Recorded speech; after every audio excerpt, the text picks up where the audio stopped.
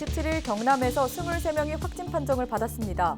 양산과 창원, 김해 등 지역에서 산발적으로 발생했습니다.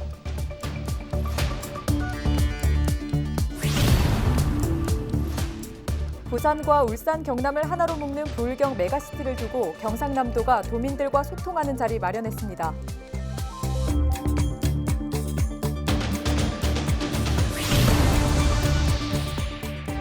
양산에서 시립 화장장 설치를 위해 16년 만에 재논의가 시작됐습니다. 시민 의견이 수렴되면 추진도 본격화됩니다.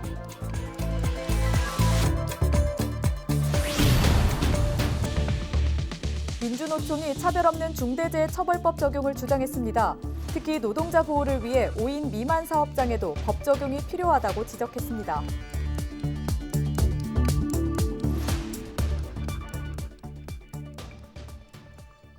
시청자 여러분 안녕하십니까? 헬로티비 뉴스 경남입니다. 코로나19 소식 먼저 전해드립니다. 27일 경남에서 23명의 코로나19 확진자가 발생했습니다. 양산 7명, 창원과 김해 각 4명, 진주 3명, 거제와 사천 2명, 거창 1명입니다. 대부분 도내 확진자인 가족이나 직장 동료, 지인과 접촉한 것으로 알려졌습니다. 양산에서는 유흥주점과 관련해 5명이 확진 판정을 받았습니다. 36만의 양산 시민이 사용하게 될 화장장 설치가 수면 위로 떠올랐습니다. 양산시는 시민 의견을 들어 추진하겠다고 밝혔는데요. 시민들이 어떤 결과를 내놓을지 주목하고 있습니다. 권정숙 기자가 보도합니다. 지난 20일 긴급하게 진행된 브리핑. 이 자리에서 김일권 양산시장은 화장장 설치에 대한 화두를 던졌습니다. 양산 시민 사망자 94%가 화장을 하고 있지만 화장시설이 없어 울산, 부산, 김해 등 인근 지역으로 가는 상황이기 때문입니다. 지역민 우선이어서 순서도 밀리고 이용 비용도 높습니다. 필요한 시설이지만 예민할 수밖에 없는 문제. 김 시장은 시민 의견을 묻겠다고 밝혔습니다. 화장장 설치에 대한 고민을 해왔고 우선 양산 시민들의 의견을 듣고 판단할 것입니다. 신속하게 양산시 홈페이지를 통해 시민 의견 수렴 창구를 개설할 계획입니다. 양산시가 합리적인 판단을 할 수 있도록 양산 시민들의 다양한 의견을 기다리겠습니다. 주민 반발로 무산된 지 16년 만에 다시 시작된 논의. 양산시의 조사는 대략 6월 초쯤 진행될 전망입니다. 현재 10여 개 안팎의 설문 내용을 선정 중인데 핵심은 화장장 설치에 대한 찬반입니다. 최대한 많은 의견을 듣는 것이 목표로 여기서 찬성이 많을 경우 하반기 시의회에서 예산을 확보해 기본계획 용역을 발주하게 됩니다. 시민들의 공간과 장소 선정 등 세부 추진이 관건인 만큼 이후 수기 민주주의 등 다양한 방법도 논의되고 있습니다. 매장에서 화장으로 변화하는 장묘 문화 속에 지역민도 논의에 긍정적입니다. 현재로서는 양산에 화장장이 없다 보니까 울산이나 부산을 이용해야 되는데 양산 시민들은 불편함을 많이 느낄 것 같습니다. 그렇기 때문에 화장장이 있음으로써 시민들이 많이 편리하지 않겠나 싶은 생각이 듭니다. 경남에서 운영되는 화장장은 창원 2곳 등 9개 지역 모두 10곳.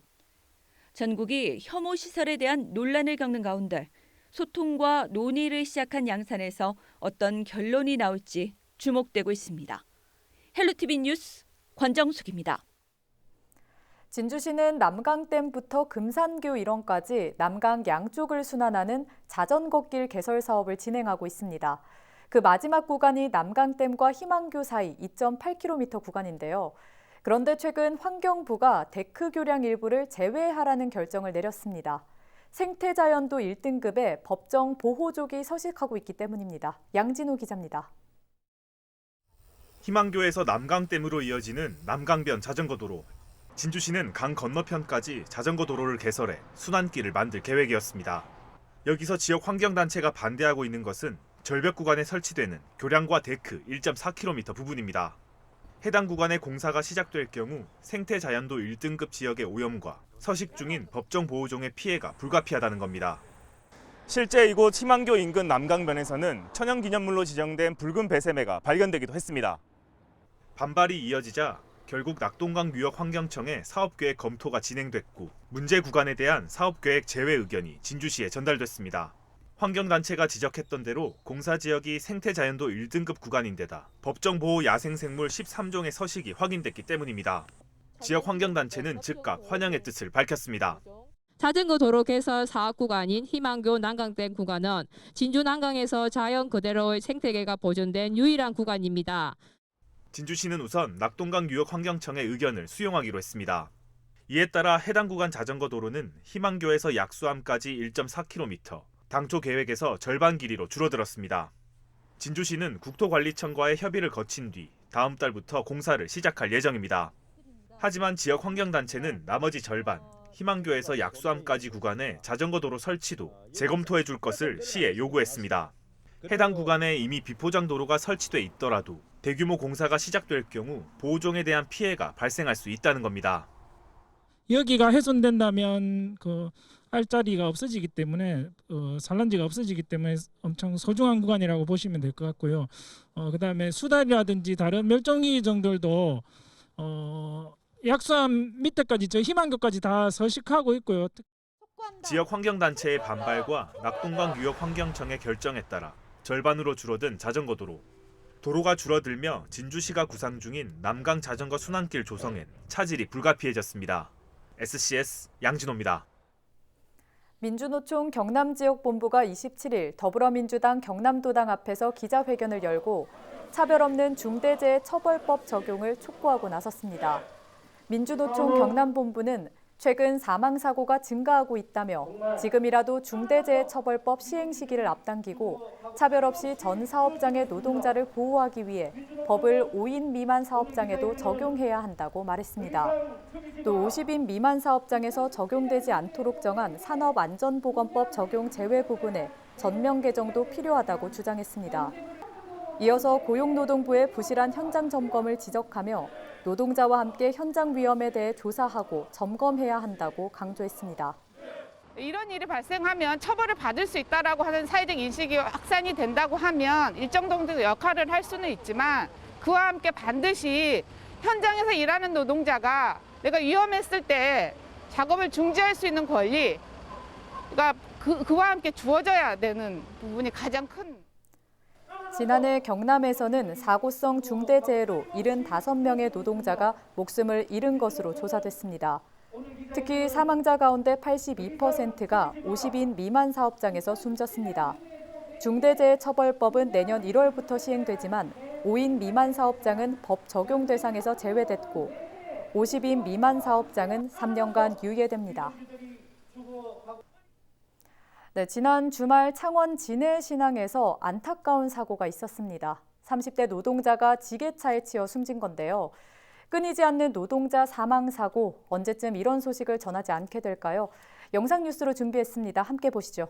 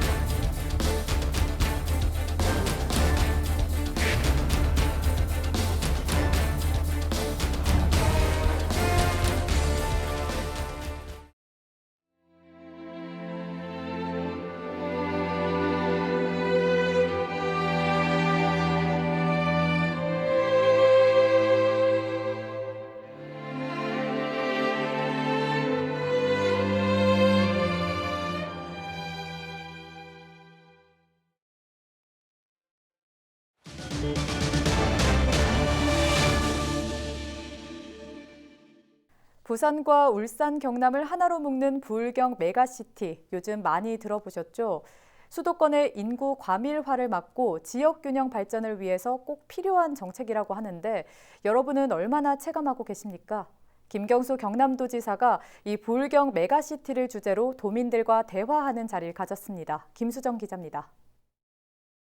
지방 소멸의 해법으로 제시되고 있는 부울경 메가시티. 부산, 울산, 경남이 1시간 생활권, 같은 경제권으로 묶이는 겁니다. 수도권 쏠림 현상을 막고 지역 균형 발전을 위해서 반드시 필요한 정책으로 꼽힙니다. 이제는 오히려 비수도권 지역이 수도권처럼 권역별로 그런 교통, 대중교통부터 여러 가지 일자리, 경제, 문화 그렇게 하나하나 풀어나갈 수 있는 그런 권역별 발전이 필요하다. 올해 부울경 메가시티의 본격적인 밑그림을 그려나가고 있는 경상남도가 도민들과 소통하는 자리를 마련했습니다.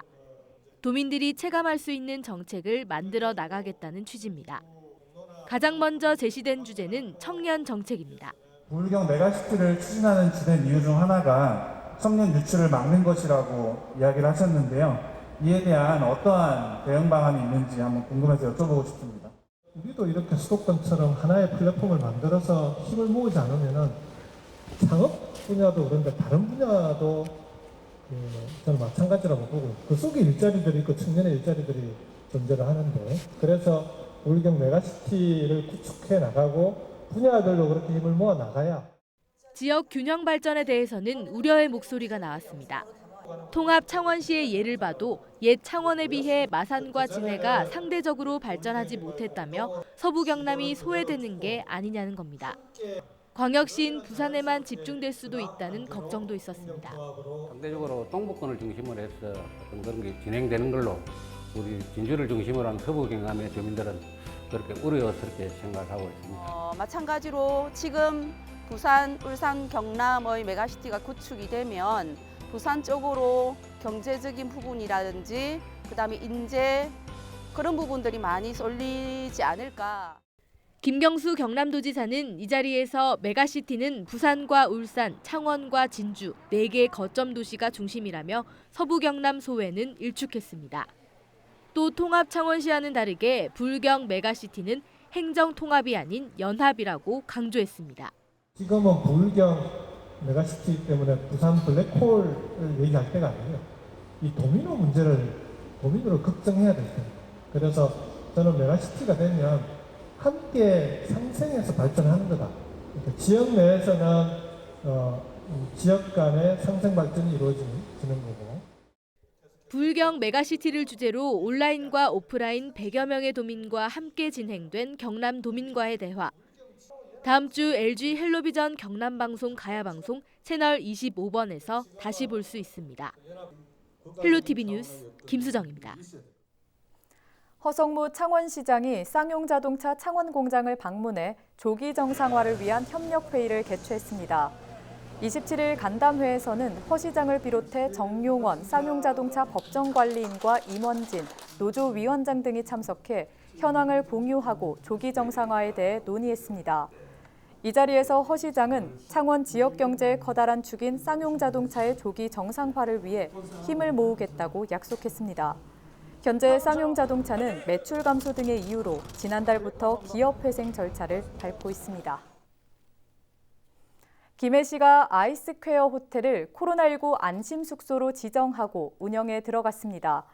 두 기관은 25일 협약을 체결하고 확진자의 동거 가족이 70% 할인된 가격으로 호텔에 숙박할 수 있도록 했습니다.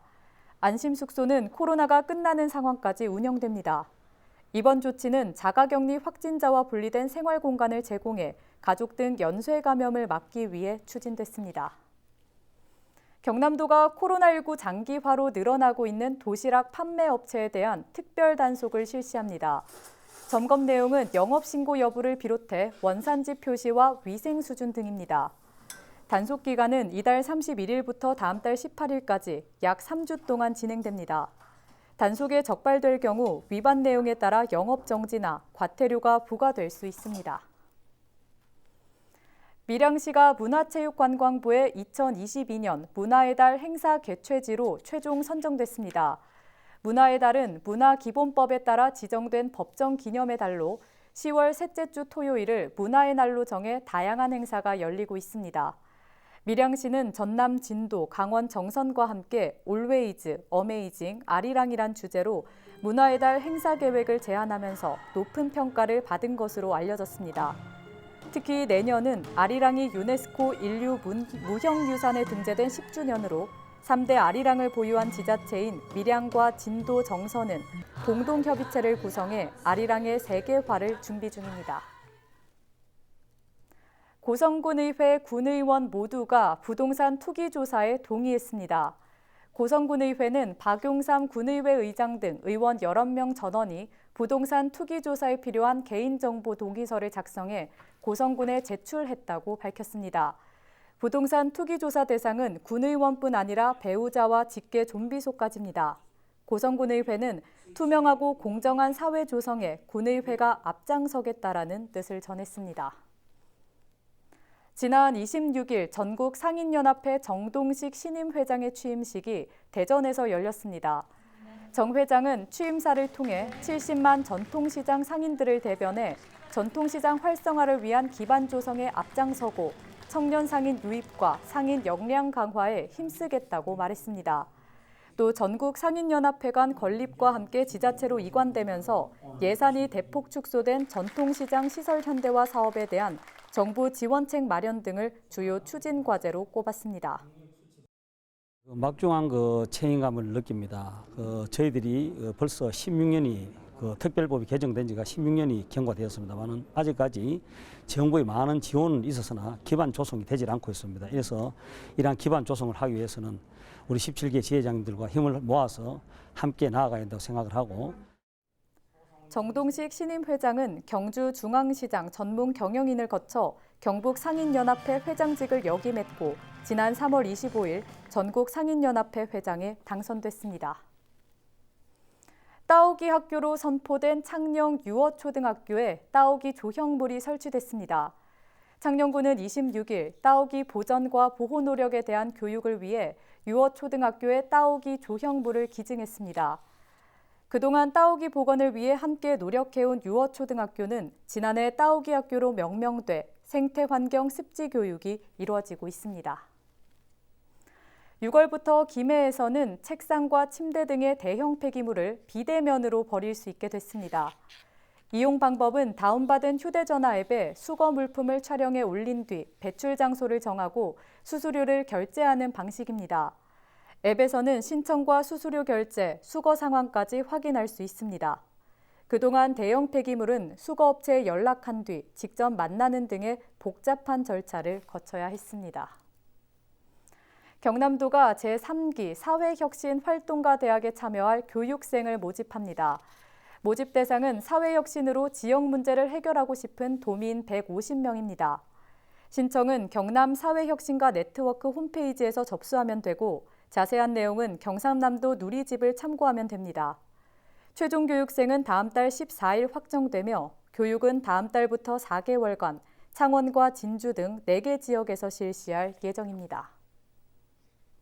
지켜줄게 내가 너를 나의 관심으로 지켜줄게 평범한 나지만 너의 영웅이 되어줄게. 네, 지금 흘러나오는 이 노래, 뜻있는 가수들이 재능 기부로 제작한 앨범입니다. 지켜줄게 너를, 아동학대를 예방하기 위한 노래들로 구성됐는데요. 실제 경주의 한 아동센터 청소년들이 직접 만든 노래라고 합니다. 좋은 일에 재능을 기부하는 가수들에게 박수를 보냅니다. 이상으로 뉴스 마칩니다. 시청해주신 여러분 고맙습니다. 손 잡아줄게 나올 수 있도록 지나치지 않는